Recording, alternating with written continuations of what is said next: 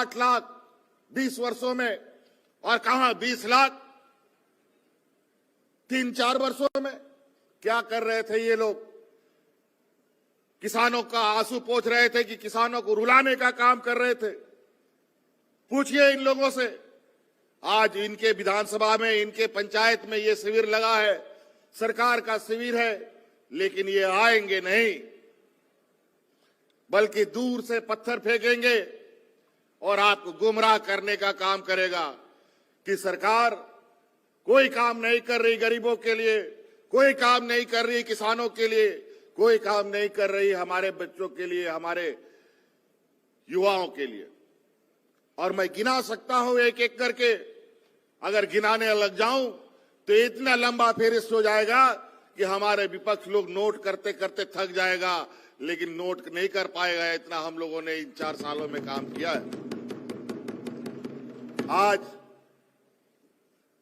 हमारे गांव में पूरे राज्य का जो पिछड़ापन है, जो गरीबी है, जब ये राज अलग हुआ था, जब इस राज को पाने के लिए हमारे वीर शहीद आंदोलनकारी विनोद बिहारी महतो, आदरणीय दिसोम गुरु शिबू सोरेन जी के नेतृत्व में अलगराज की लड़ाई, शहीद निर्मल महतो जी की शहादत का देन है कि ये राज हमें मिला। जब राज अलग हुआ तो राज का बजट सरप्लस बजट था, लेकिन 20 सालों तक में और अब तक ये सरकार घाटे का बजट पेश करती है। कहां चला गया पैसा? जब राज अलग हुआ था उस समय पैसा तो था, लेकिन अब पैसा कौन डगार गया? ये हमारे विपक्षियों ने 20 सालों में वो सारे पैसे डगार गए। और आज एक एक तिनका जोड़ जोड़ कर जो इस राज का मूल ताकत गांव में बसता है, 80% लोग हमारे गांव देहात में रहने वाले लोग हैं। आज उन गांव देहात को और कमजोर, गांव में रहने वाले लोगों को और भूखमरी के कगार पर पहुंचा दिया। जब सामान्य जीवन था, कोई कोरोना नहीं था, कोई महामारी नहीं था, कोई सुखाड़ नहीं था, उस समय हमारे विपक्षों की सरकारों के समय लोग हाथ में राशन कार्ड लेकर के भूख से मरा था। लेकिन कोरोना जैसा महामारी आया, सुखाड़ भी हमने देखी, और कोरोना में हम लोग हवा जहाज, ट्रेन और बस से ढो ढो करके मजदूरों को गांव गांव पहुंचाने का काम कर रहे थे। और उस कोरोना में भी, उस महामारी में भी हमने एक भी मजदूरों को यहां पर मरने नहीं दिया। हम सलाम करते हैं अपने उन गांव की दीदियों को जो उस समय कोरोना के समय हमारे साथ कंधे से कंधे मिला करके गांव गांव में दाल भात केंद्र खोल करके अपने मजदूरों को मुफ्त खाना खिलाने का काम 1.5 साल तक किया था। आपके सेवा में हमारे 2 मंत्री शहीद हो गए। हाजी हुसैन अंसारी साहब को कोरोना ने निगल लिया, और हमारे बड़े भाई जगन्नाथ महतो जी को भी कोरोना ने निगल लिया। एक बार तो किसी तरीके मौत के मुंह से हमने उनको निकाला, लेकिन जनता का प्रेम उनसे टूट नहीं पाया। जब उनको डॉक्टर ने सलाह दिया कि आपको अब बाहर जाना मना है, लेकिन गांव की तकलीफ देखकर लगातार गांव जाने की वजह से आज कोरोना ने फिर से उसको पकड़कर अपने साथ ले जाने का काम किया। ये हम लोग का सफर रहा। इस चुनौती भरे वक्त में भी आज कुछ वर्षों के बाद ये राज युवा राज होगा। 25 साल का हो जाएगा 2025 में, और 25 साल का युवा राज का ताकत इतना होना चाहिए था आज के दिन में कि 25वां साल के बाद इस राज को और इस राज के कंधे पर अपनी जिम्मेवारी उठाने का ताकत होना चाहिए था। लेकिन हमारे पूर्ववर्ती सरकारों ने हमारे इस राज के जन्म से ही इसका खून चूसना शुरू कर दिया और इसको इतना कमजोर कर दिया कि अंतोगत्वा 2000 में इस राज की बद से बदतर हालत देखकर हम लोगों ने एक मजबूत राजनीतिक जंग लड़ी और 2019 में महागठबंधन की सरकार बनाई और आज उसका नतीजा है कि आज इस राज्य में बूढ़े बुजुर्गों को, इस राज्य में विधवा महिलाओं को, इस राज्य में विकलांगों को, इस राज्य में परित्याग महिलाओं को और आज इस राज्य में आने वाली पीढ़ी को सजाने संवारने वाली हमारी बच्चियों को, लगभग 8 लाख बच्चियों को हम लोगों ने सावित्रीबाई फुले योजना से जोड़ा है ताकि भविष्य में ये पढ़ाई छोड़ने की इसको आवश्यकता ना पड़े। हमारा गांव इतना गरीब है, हमारे गांव के लोग इतने गरीब हैं, बेचारी बच्चियां 8वां 9वां क्लास पढ़ती नहीं है कि उसके लिए दूल्हा ढूंढा जाता है और उसको शादी ब्याह करके अपने ससुराल भेज दिया जाता है। लेकिन हम उन माँ बाप से हम आग्रह करना चाहेंगे, विनती करना चाहेंगे, अब बेटियां हमारी बोझ नहीं, आपकी बोझ नहीं बनेगी। अब आने वाला समय बेटियों को पढ़ाने के लिए 12वीं के बाद इंजीनियर, डॉक्टर, वकील, पत्रकार जो भी पढ़ाई करने हो उसका पूरा खर्चा राज्य सरकार उठाएगी। ये हमने आपके लिए कानून बनाया।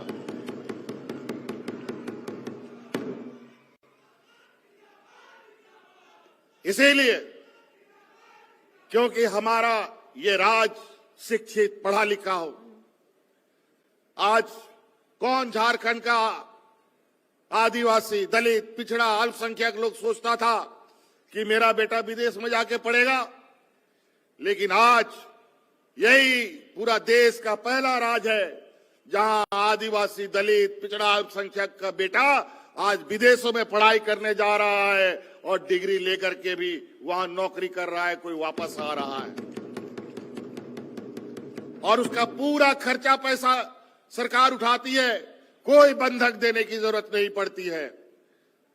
और आज हमारे बच्चों को अच्छी शिक्षा के लिए भी आने वाला समय में आपकी बेहतर शिक्षा के लिए जो खर्च आएगा वो सरकार उठाएगी। आपको मालूम होना चाहिए कि सरकार जो बच्चों को पढ़ने के लिए 12वीं क्लास का जो पढ़ने के लिए जो 60,000 का ये था अनुदान था, उस अनुदान को भी अब हम लोगों ने 60,000 से 1 लाख रुपया कर दिया है। आप बच्चों को 1 लाख रुपया एडमिशन के लिए कोई दिक्कत नहीं है कोई भी कॉलेज में, लेकिन उससे भी अगर ऊपर पढ़ाई करना हो तो उसके लिए सभी 10वीं क्लास के बच्चों को गुरुजी क्रेडिट कार्ड हम दे रहे हैं और उन बच्चों को अगर इंजीनियर, डॉक्टर, वकील बनना है और उसका पढ़ाई का खर्चा बहुत अधिक है तो 5 लाख, 10 लाख, 15 लाख का भी जरूरत पड़ेगा तो उसके माध्यम से उस बच्चों को पैसा उपलब्ध कराने का काम सरकार करेगी।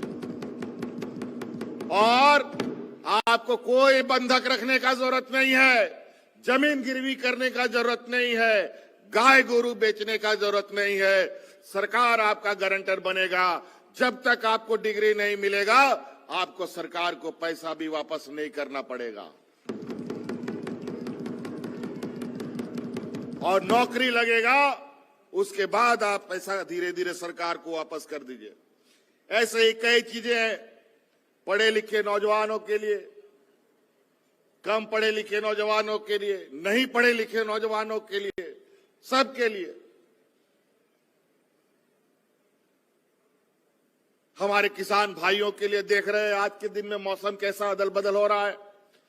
आज हम दिसंबर खत्म करने जा रहे हैं, लेकिन आज इस सभा में बहुत ऐसा लोग बैठा हुआ है जिसको स्वेटर का भी जरूरत नहीं पड़ता है, लेकिन 10-15 साल पहले यही वक्त होता था जब नवंबर जैसे पार नहीं होता था कि लोग मोटा मोटा स्वेटर पहन करके घूमना पड़ता था। जब बारिश का जरूरत होता है अब तो सूखा हो जाता है, जब धूप का गर्मी का जरूरत पड़ता है तब ठंडा पड़ जाता है। अजीबोगरीब मौसम में बदलाव हो रहा है और इसका सीधा असर किसानों पर पड़ता है। और आज इसीलिए हम लोगों ने किसानों को और भी अलग तरीके से अपना खेती बाड़ी को बढ़ाने के लिए बिरसा हरित ग्राम योजना हम लोगों ने चलाया है, मुख्यमंत्री पशुधन योजना चलाया है, दीदी बाड़ी योजना चलाया है, अनेक कार्यक्रम हम लोगों ने चलाए हैं। आप इसके माध्यम से भी हमारे किसान स्वावलंबी और अपनी आर्थिक स्थिति को मजबूत कर सकते हैं। आपको बता दें कि पहले यहां पर मुख्यमंत्री पशुधन में गाय, बकरी, मुर्गी, भेड़, सूअर बटता था। अब इन जानवरों के अलावा भैंस का भी वितरण सरकार कर रही है। और तो और पहले जानवर ये लोग हमारे पूर्ववर्ती सरकार बीमारू जानवर देते थे। कोई किसान को जानवर मिल जाता था, एक आध महीने में 10 दिन में बेचारा मर जाता था। लेकिन अब जो भी जानवर आपको किसानों को मिलेगा वो बीमाकृत जानवर मिलेगा। गलती से कोई जानवर मर गया तो उसका पूरा पैसा बीमा कंपनी आपको देगी। तो कई ऐसी चीजें हैं। मुख्यमंत्री रोजगार सृजन योजना के माध्यम से यहां हम देख रहे हैं कि कई सारी गाड़ियां खड़ी है, कई बोलेरो देख रहे हैं, कई स्कॉर्पियो देख रहे हैं। आप बैंक में जाइएगा तो 1 रुपया बैंक ग्रामीणों को नहीं देता है। ये पूंजीपतियों को ही बैंक यहां पर पैसा देती है, लेकिन हमारे ग्रामीण किसानों को पैसा नहीं देता है। इसलिए सरकार ने खुद ही अपनी योजना बनाई है। इसके माध्यम से आप जो काम करना चाहते हैं, गांव में महिला, पुरुष, नौजवान राशन दुकान चलाना चाहते हैं, महिला सिलाई दुकान चलाना चाहती है, नाई का दुकान चलाना चाहता है, ब्यूटी पार्लर का दुकान चलाना चाहता है, टेंट हाउस चलाना चाहता है, और उसके लिए अगर पूंजी नहीं है तो वो पूंजी राज्य सरकार आपको देगी। ये हम लोगों ने आपके लिए सर्वजन पेंशन की। हर आदमी, हर व्यक्ति का एक सपना होता है, रोटी, कपड़ा और मकान। हर आदमी को जरूरत है, अमीर से अमीर, गरीब से गरीब, सबको रोटी, कपड़ा और मकान चाहिए। आपको हमने पहले भी कहा, सामान्य जीवन में हमारे विरोधियों ने इस राज्य में लोगों को अनाज के अभाव पे मरने पर मजबूर कर दिया। इस राज्य के 11 लाख गरीबों का राशन कार्ड डिलीट कर दिया था। लेकिन आपकी ये सरकार बनने के बाद हम लोगों ने 20 लाख हरा राशन कार्ड बनाकर गरीबों के बीच में बांटा है।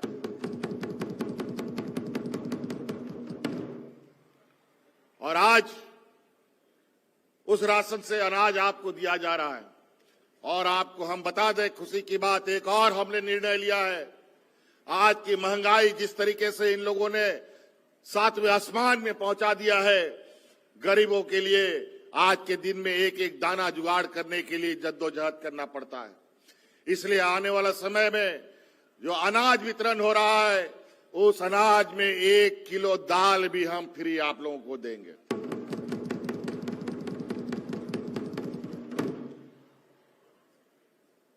मकान की बात, अबुआ आवास का काउंटर देखिए, सबसे ज्यादा भीड़।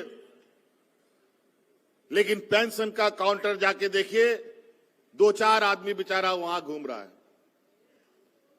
लेकिन वही पहले का समय था, 2019 के पहले, कि बोरा भर भर करके पेंशन का लोग आवेदन देता था। लेकिन आज डिबरी लगा करके ढूंढोगे तो बिना पेंशन का बूढ़ा बुजुर्ग गांव में नहीं मिलेगा।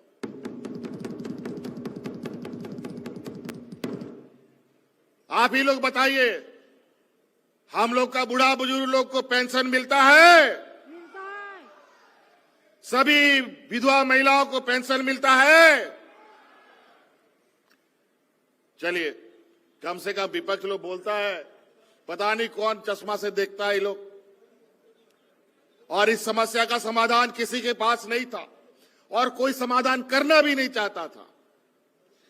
ये समाधान ऐसी समस्याओं का, सामाजिक सुरक्षा के बारे में चिंता वही कर सकता है जो आपके बीच का होगा। और हमें पता है इस राज्य में हमारा गांव का मूलवासी, आदिवासी कितना गरीब है। कितना गांव में पिछड़ापन है।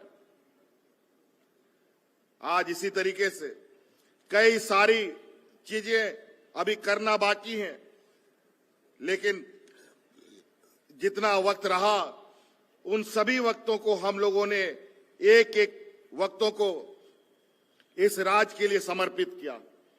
आज बेहतर शिक्षा के लिए हम लोग उत्कृष्ट विद्यालय बना रहे हैं। पहले चरण में 80 विद्यालय हम लोगों ने उत्कृष्ट बनाए हैं।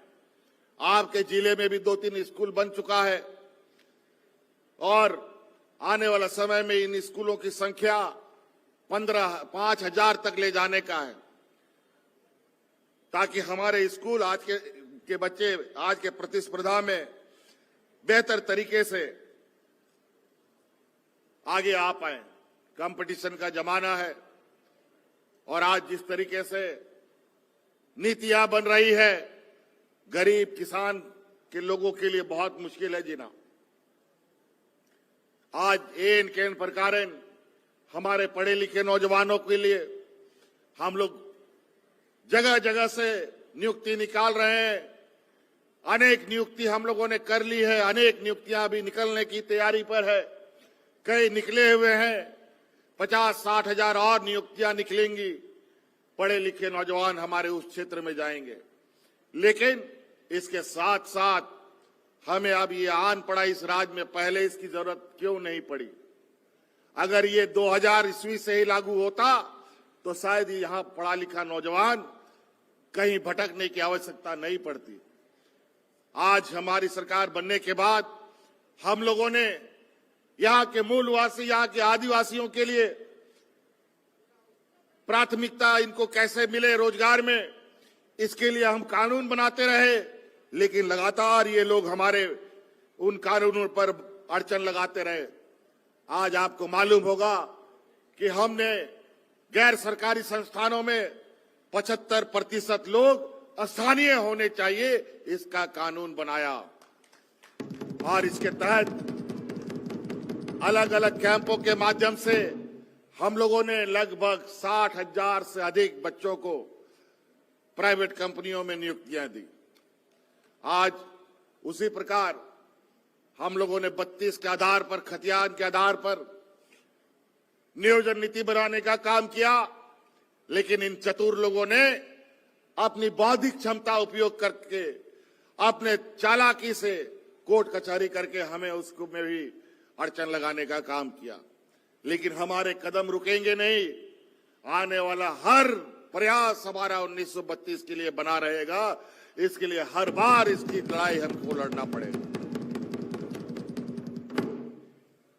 तो नाते बुया को अब हौड़ बुया को अब नुआ बोकारो जिला रे आयमा में ना पिया आपे लगी हो नुआ शिविर अड़ी महत्वपूर्ण शिविर कान ताबोना आ नुआ शिविर रे आयमा लगाना जिनिस नुआ अतु दिसोम को लगी रेगे नचार हौड़ को लगी योजना बनाओ कते ले भेजाओ का आपे ओंडे सिटर कते ओना योजना पंजाय पे आर ओना योजना रे लाभ हता पे पैसा ते सरकारे गोड़ो कना आरो पेंशन ओड़ा को एमोरिया योजना चला कना ओना कोरे फॉर्म भरा पे नी तो अब अतु दिसोम रे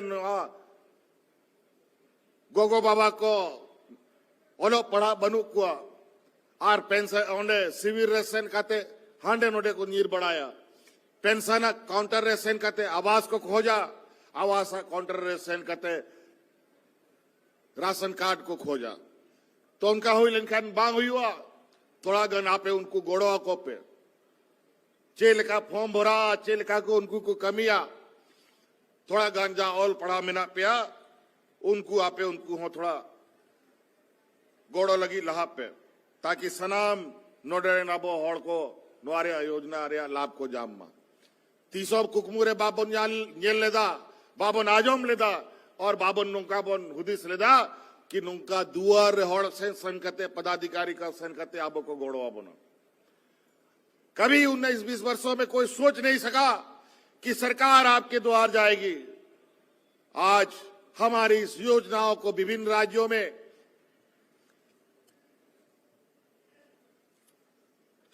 इसी के तर्ज पर चलाया जा रहा है योजना। आपके इस जिला में, मात्र बोकारो जिला में ग्रामीण सड़क में, जो ग्रामीण सड़क को बेहतर तरीके से उच्च स्तरीय बनाने के लिए लगभग 850 किलोमीटर ग्रामीण सड़क की स्वीकृति हमने दिया है, जो लगभग 600 करोड़ रुपए का बनेगा। और तो और पथ निर्माण विभाग से इस जिले में लगभग 200 किलोमीटर 500 करोड़ रुपया से बनेगा। आप वहीं जाकर के देख लीजिएगा, यहां पर पेंशन का आलम जाके बिहार में पता कर लीजिए, पेंशन 400 टका मिलता है। आप उड़ीसा में पता कर लो, 500 टका मिलता है। छत्तीसगढ़ में जाके देखिएगा 350 टका पेंशन लोगों को मिलता है, गरीबों को। लेकिन ये राज्य अपने गरीबों को 1000 रुपया पेंशन देने का काम करता है। हमने आप जितना चादर उतना ही पैर पसार पाएंगे, सबको देखना है। संसाधन हमारे पास सीमित है, अधिकार केंद्र सरकार देने को तैयार नहीं। हमने पहले भी कहा 1,36,000 करोड़ रुपया हमारा केंद्र सरकार में बकाया है। अगर वो आज 1,36,000 करोड़ रुपया हमको मिलता तो इस राज्य के माथे पर जो पिछड़ापन लिखा हुआ है, जिस दिन वो मिलता उसी दिन वो मिट जाता। लेकिन कोई देने वाला नहीं। आज वो 1,36,000 करोड़ रुपया मिलता, जो 1,000 रुपया पेंशन दे रहे हैं वो हम 2,500 रुपया देते गरीबों को। आज वो 1,36,000 करोड़ रुपया मिलता तो जो गैस सिलेंडर आपको हमारे विपक्षों ने 1,200 रुपया खरीदने पर मजबूर कर दिया, वो हम 500 रुपया में आपको उपलब्ध कराते थे। लेकिन ये लोग देने वाले लोग नहीं है, ये लोग लेने वाले लोग हैं। ये लोग व्यापारियों की वो जमात है कि पहले पैसा दो तब हम देंगे, और उसमें भी कितना देंगे उसका कोई ठिकाना नहीं। 1 किलो चीनी दिया, 1 किलो चावल दिया तो पता चला 200 ग्राम उससे गायब हो गया। वही हाल होता है। ऐसा पॉकेट काटेंगे आपका कि आपका पॉकेट में जैसा पानी का टपकना होता है, वैसे धीरे धीरे करके पूरा जेब का पैसा निकल जाता है। आज महंगाई आसमान छू रहा है, लेकिन महंगाई पर ये लोग कुछ बोलने वाले नहीं है। आज गैस सिलेंडर 1,200, आज नमक तेल का दाम पूछ लो तो पता चलेगा, जो पहले आप किलो किलो के हिसाब से खरीदते थे, अब 100-100 ग्राम आपको खरीदना पड़ता है। ये हालत है आज महंगाई का। और जब महंगाई बढ़ती है तो सरकारी दुकान खोल करके लोगों को लाइन में लगा देता है आलू प्याज नमक तेल खरीदने के लिए। नमक भी आज 150 रुपया से कम किलो नहीं आता है। एक समय ऐसा भी झारखंड जैसे राज्य ने देखा है, गांव देहात शहर सभी जगह जो भी दुकानदार होता था सब अनाज को जरूर ताला में लगा के रख देता था, लेकिन नमक का बोरा दुकान के बाहर पड़ा रहता था, कोई पूछने वाला नहीं था। लेकिन आज 1 किलो नमक बाहर रख करके दिखाओ तो समझ में आ जाएगा। यह स्थिति है। रोजगार के नाम पर तो जो आलम है, तरह तरह से षड्यंत्र रच करके हमें कटघरे में खड़ा करने का कोशिश करता है। एजेंसियों के माध्यम से सरकार को बदनाम और छवि खराब करने का काम में लगा हुआ है। और सरकार गांव गांव आपके आंसू पोंछने का काम कर रहा है। इसीलिए साथी, आपके बीच बहुत सारे लोग आएंगे, बहुत सारे लोग बोलते हैं, पूछिए कि 20 सालों में आप लोगों ने क्या किया, और ऐसा क्या कि हम लोगों ने 3 साल में कोरोना जैसा महामारी भी देख लिया, सुखाड़ भी देख लिया, और अब हम लोग इस राज्य की दिशा में जो गति दे रहे हैं कि जब ये 25 साल का ये युवा राज हो तो ये इतना मजबूत हो कि अपने राज्य की जिम्मेवारी अपने कंधे पर उठा सके। हमारे नौजवान इतने मजबूत हों कि आने वाले समय में अपने परिवार की जिम्मेवारी उठा पाए। आज महंगाई इतना अधिक हो गया कि बूढ़ा माँ बाप को बेटा लोग भी निकाल देता है, लेकिन अगर बूढ़ा को पेंशन मिलता है तो पेंशन के लालच में बेटा भी उसको रख लेता है। और हमने ये देखा भी है, कई जिलों में एक ही घर में बाप भी पेंशन ले रहा है, मां भी पेंशन ले रही है और बेटा भी पेंशन ले रहा है। और मैं नहीं समझता हूं यहां बैठे लोगों के बीच में कोई ऐसा घर नहीं बचा होगा जिसके घर में कोई ना कोई योजना ना लिया हो।